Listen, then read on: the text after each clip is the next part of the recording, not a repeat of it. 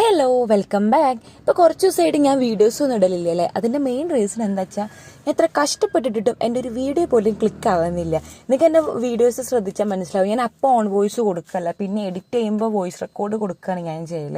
പക്ഷേ ഇപ്പോൾ ഞാൻ ഡെയിലി വീഡിയോസ് അപ്ലോഡ് ചെയ്തിട്ടും വീഡിയോസ് ഒന്നും ക്ലിക്ക് ആവുന്നില്ല. അപ്പോൾ ഞാൻ കുറച്ച് ദിവസം എനിക്ക് കുറച്ച് മടി വന്നിട്ട് ഞാൻ നിർത്തി വെച്ചിരിക്കുക. എനിക്കറിയാം എൻ്റെ വീഡിയോ ഒരു ദിവസം ക്ലിക്ക് ആവുമെന്ന്.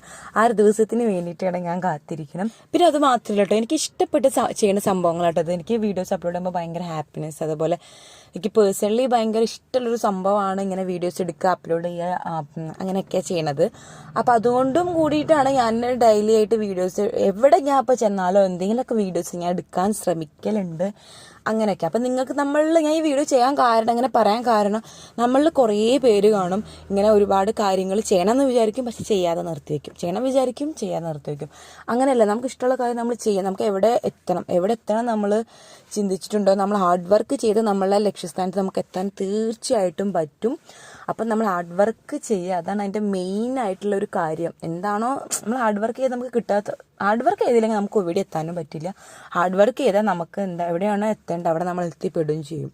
അപ്പോൾ അത്രയൊക്കെ ഉള്ളൂ ഈ വീഡിയോ എന്ന് പറഞ്ഞാൽ ഞാൻ കുറച്ച് ദിവസം മുന്നേ ഞങ്ങൾ ഗുരുവായൂരിൽ അതുപോലെ പാതിര കുന്നുമനയ്ക്കൊക്കെ പോയിട്ടുണ്ടായിരുന്നു. അപ്പോൾ അവിടെ ചെന്നുള്ള കുറച്ച് ക്ലിപ്സൊക്കെ ഞാൻ എടുത്തിട്ടുണ്ടായിരുന്നു കേട്ടോ.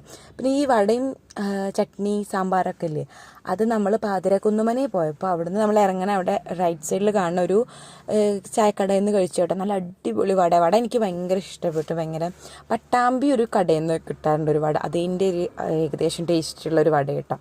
അപ്പോൾ നിങ്ങൾ പോയിട്ട് എന്താ വെച്ചാൽ കഴിച്ചു പോയിക്കോളൂ കേട്ടോ. അപ്പോൾ നമുക്ക് മറ്റൊരു വീഡിയോ ഇട്ട് വരാം കേട്ടോ. ബൈ.